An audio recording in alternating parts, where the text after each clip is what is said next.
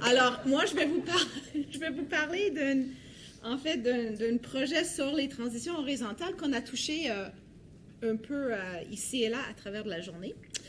Alors, c'est un projet que j'ai fait avec toutes mes collègues qui sont sur l'écran et certaines sont dans la salle.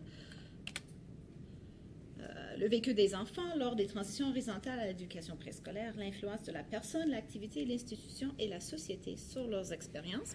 Puis c'est un chapitre qui va être publié bientôt avec les presses de l'Université de Fribourg dans un ouvrage sur les transitions en petite enfance. Alors, je vous présente, c'est une présentation standard de recherche.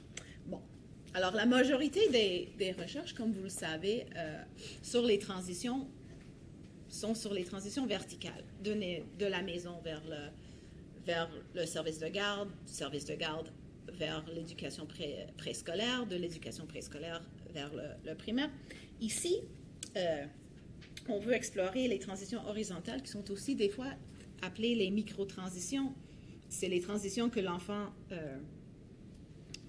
rencontre à travers une journée. Alors, de la maison vers l'école le matin, de la classe vers le service de garde, de la classe vers la cour extérieure, vers le cours d'éducation physique, vous comprenez?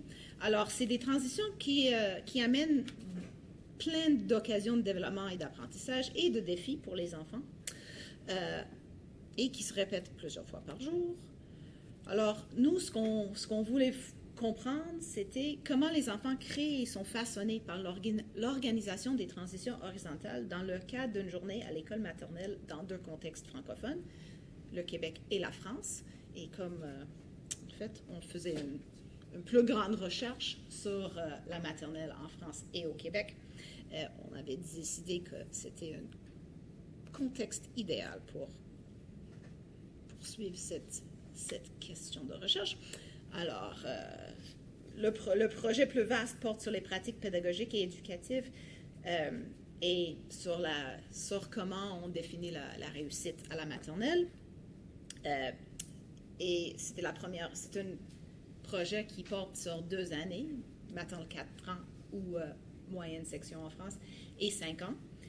Mais les données ici, c'est vraiment juste sur la maternelle 4 ans et la moyenne section en France. Alors, des enfants de 4 ans dans les deux contextes.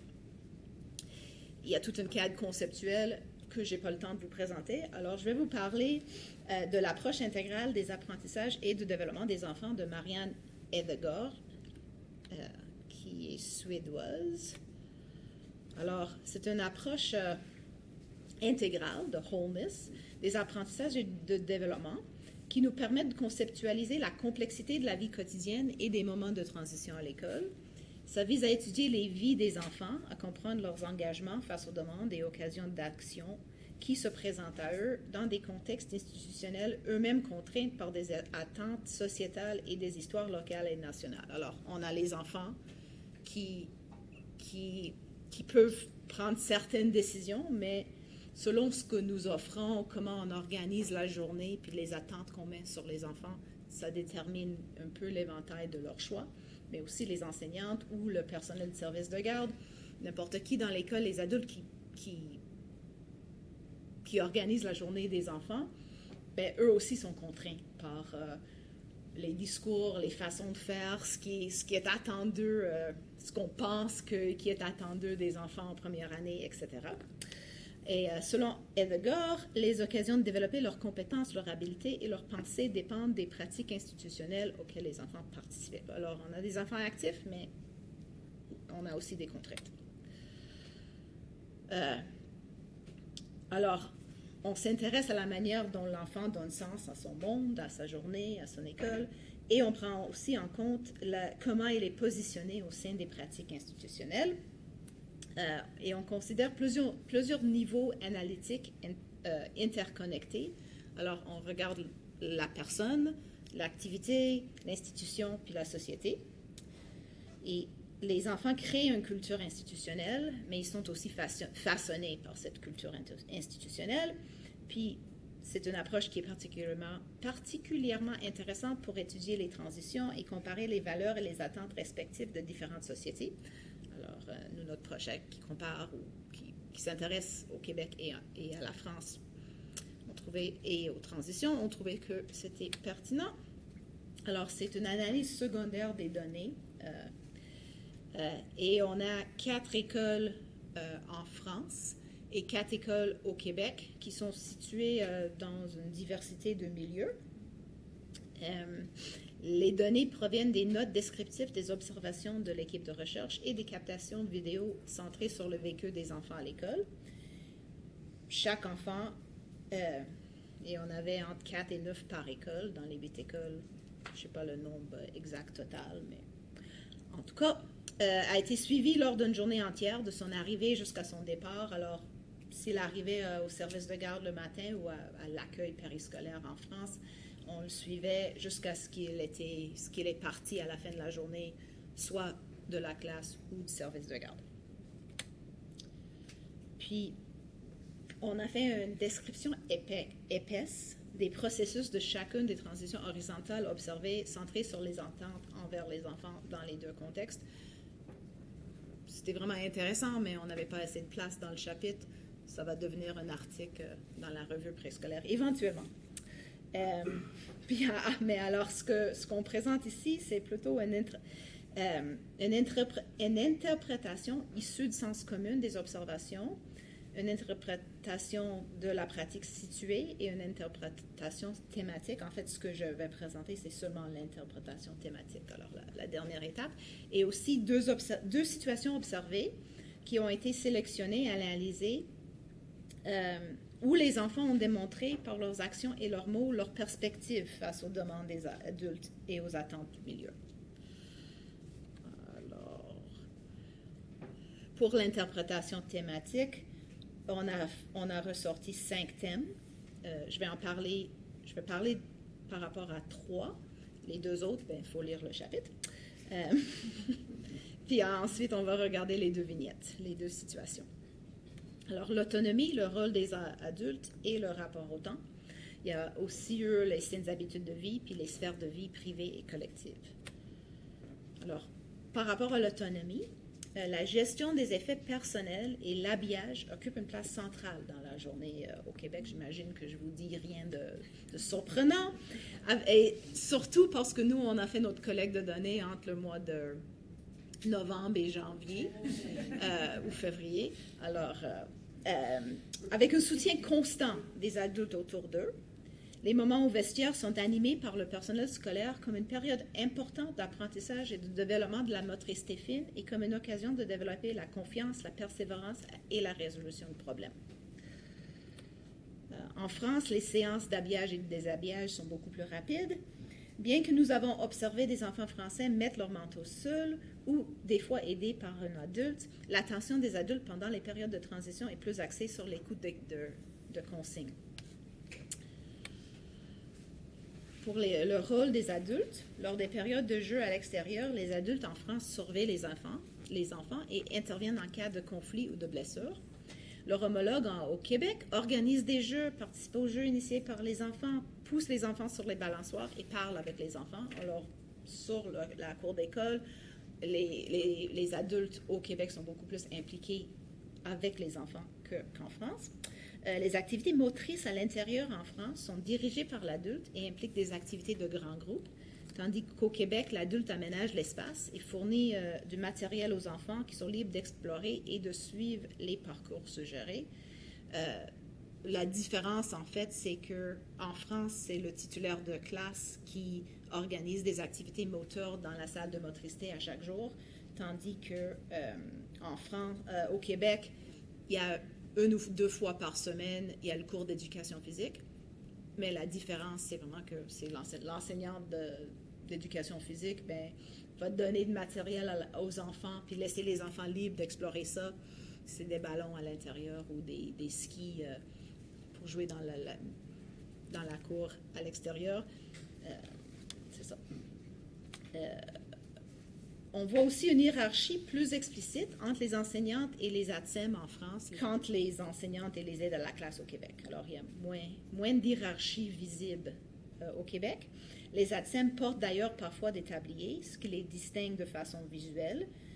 Nous les avons souvent observés en train d'animer des activités avec des petits groupes d'enfants ou de faire des tâches connexes comme passer le balai ou préparer le matériel pédagogique. Au Québec, les aides à la classe vont faire des tâches semblables, mais de façon interchangeable avec l'enseignante. Alors, on va voir, un jour, c'est l'enseignante qui place les matelas pour la sieste. Le lendemain, c'est la personne, l'aide à la classe, qui est une PEH ou une TES ou n'importe qui. Ou passer le balai, ben, ça peut être l'enseignante, ça peut être l'aide à la classe, c'est comme un peu interchangeable.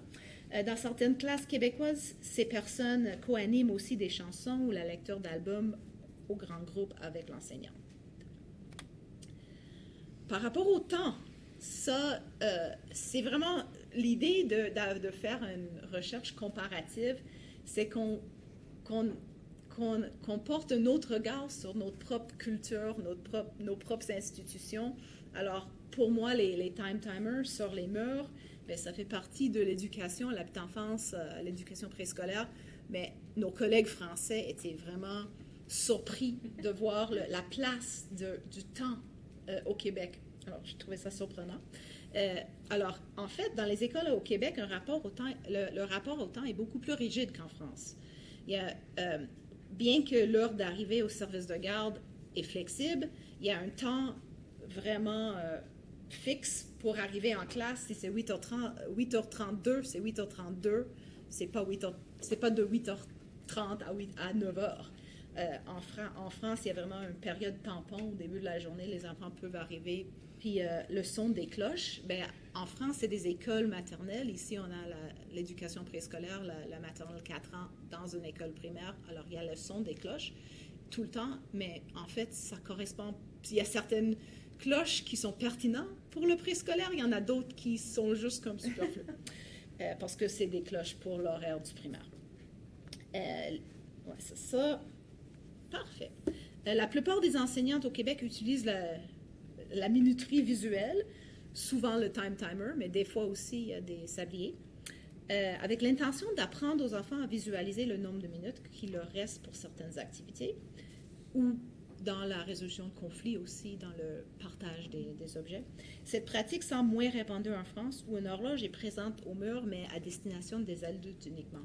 Alors vraiment, cette idée de conscientiser les enfants par rapport au temps n'existe pas nécessairement en France, ou dans les 4 écoles que nous, on a fait la collecte. Puis dans les 2 contextes, des pictogrammes présentent le déroulement des activités prévues pour la journée et sont discutés avec les enfants le matin. Il y a des chansons ou d'autres marqueurs sonores de transition sont utilisés dans les 2 contextes pour signaler la période de rangement. Mais au Québec, il y a aussi des chansons pour signaler le début de la collation, le début du repas de midi, ce qui n'est pas le cas en France cette année, en 4 ans. En fait, des fois, on a vu d'autres chansons à 5 ans. Alors là, je vous présente mes 2 vignettes. La première vignette se passe en France. Puis c'est la fin de la période des ateliers. Les enfants ont rangé leurs jouets. La maîtresse invite les enfants au rassemblement. Puis le petit garçon, M, prend l'initiative de replacer les chaises en faisant le tour des 4 tables qui sont entourées de 6 chaises chacune. La TEM interpelle M en lui disant d'aller s'asseoir. M continue de repousser les chaises jusqu'à ce qu'il termine. Ensuite, il se joint à l'activité collective. Alors, notre analyse ou notre interprétation, c'est qu'il retarde volontairement sa participation au regroupement, qui le contraint à une plus grande immobilité corporelle. Il profite de ce moment de transition pour prendre la liberté de se distinguer de groupe en s'investissant dans une tâche utile au collectif. Son action en décalage avec la temporalité et l'immobilité imposées aux autres enfants d'environ 3 minutes est tolérée par l'enseignante. Il est possible que l'enseignante reconnaisse son besoin de bouger, mais il nous semble que c'est son initiative de replacer les chaises qui est acceptée parce qu'il ne dérange pas le groupe, que l'action est utile au collectif et ou qu'elle est la marque d'une autonomie positive. On compare ça à elle, qui est un petit garçon dans les alentours de Drummondville, qui s'intéresse à ses effets personnels. Puis au début de la journée, dans cette école, les enfants arrivent au vestiaire, retirent leurs vêtements, puis sortent leurs effets personnels dans le but d'aller les porter aux endroits désignés. Elle demande de l'aide. La TES approche, lui dit de sortir ses choses et lui rappelle ce qu'il doit sortir de son sac. Sa collation, son petit cahier. Elle sort un grand sac en tissu, l'ouvre, enlève un contenant et explique qu'il a quelque chose de spécial. La TES, avec un ton plus fort, lui rappelle de laisser sa collation dans son sac, referme le sac à collation en lui rappelant d'aller porter son petit sac et ajoute « Ta boîte à lunch, tu peux la laisser dans le sac. C'est juste le sac à collation qu'il faut porter dans le bac. » Elle suspend son sac à son crochet. La TES accepte cette solution en disant « Ou l'accrocher aussi, ça tu peux. » Elle regarde ensuite ce que contient sa boîte à dîner et prend un autre contenant. La TES lui explique que c'est le dessert de son dîner et précise « Laisse-le dedans, tu vas le manger tantôt. » Ensuite, elle s'assoit sur le banc devant son crochet et enlève une botte. L'enseignante arrive et soulève le sac à dos qu'il a laissé par terre, ainsi que les objets qu'il avait sortis. Elle reste assise sur le banc avec une botte dans ses mains et l'autre sur son pied. L'enseignante essuie le plancher où l'eau sur ses bottes a fondu avec un essuie-tout en papier. Elle lui montre où mettre ses pieds pour ne pas se mouiller. Elle enlève l'autre botte, tandis que l'enseignante annonce aux enfants de lever leurs mains quand ils auront terminé toutes les étapes pour qu'elle vérifie. Elle prend un soulier, l'amène vers son pied, regarde les pantalons de neige qu'il porte, se lève, descend les pantalons de neige et dit « J'ai un trou ». Il se déplace avec les pantalons de neige autour de ses chevilles et répète qu'il a un trou. La TES le regarde, dit « Ah oui, dans tes pantalons. Il va falloir que tu le dises à la maison. » Elle met son doigt dans le trou. La TES enlève sa main en disant de ne pas faire cela car le trou va grossir. Elle enlève les pantalons de neige, retourne à son casier et les suspend à un crochet. Il prend son cahier et sa bouteille d'eau, laissant son sac d'école au milieu du plancher et rentre dans la classe pour les ranger. Alors, notre analyse, notre interprétation de cette situation-là, ça démontre la complexité de la routine pour les enfants de 4 ans. En exprimant d'autres intérêts que celui de se déshabiller rapidement, elle s'éloigne des attentes envers les enfants et nécessite un soutien de la part de la TES et de l'enseignante qui redirige ses expressions d'intérêt pour ses effets personnels vers leur définition de l'autonomie, ce qui implique de passer rapidement à travers les étapes de la routine matinale. Cette routine et ses attentes le façonnent comme un enfant ayant besoin de soutien qui ne s'adapte pas facilement au rapport de temps rigide de milieu. Notre étude souligne la valorisation des habiletés des enfants à gérer leurs effets personnels et à respecter la minuterie au Québec, ainsi que la valorisation des enfants à respecter les consignes des adultes et à distinguer les règles à l'intérieur des actions permises à l'extérieur en France, parce qu'en France, on avait une très grande liberté à l'extérieur, tandis qu'à l'intérieur, il y avait vraiment des règles très sévères. Certains aspects de l'organisation de l'école maternelle en France, comme la période de 20 minutes allouée pour l'accueil le matin et l'absence de minuterie ou de cloche qui sonne, pourraient aider à ralentir la pression imposée aux enfants à se conformer à la temporalité des adultes. Ces moments de transition sont utilisés pour promouvoir le développement de l'autonomie, des saines habitudes de vie et en France, un sentiment d'appartenance au collectif. L'espace physique et relationnel de l'école et des différents lieux dans l'école auraient une influence sur les expériences des enfants lors des transitions horizontales. Le fait qu'on regroupe l'éducation préscolaire et le primaire dans un seul bâtiment aura un effet aussi. La grandeur des écoles et paradoxalement l'espace restreint sur la cour d'école qui est accessible aux tout petits, aux petits, pourrait ralentir le développement de sentiments d'appartenance et de bien-être des enfants lors des transitions quotidiennes. Et notre recherche amène des éclairages sur le fonctionnement des transitions horizontales en maternelle au Québec et en France en considérant le vécu des enfants, ce qui nous permet de remettre en question la fonction des institutions dans divers contextes et de réfléchir sur l'organisation pédagogique de ces moments, sur les actions des adultes et sur les possibilités d'agentivité offertes aux enfants. Voilà.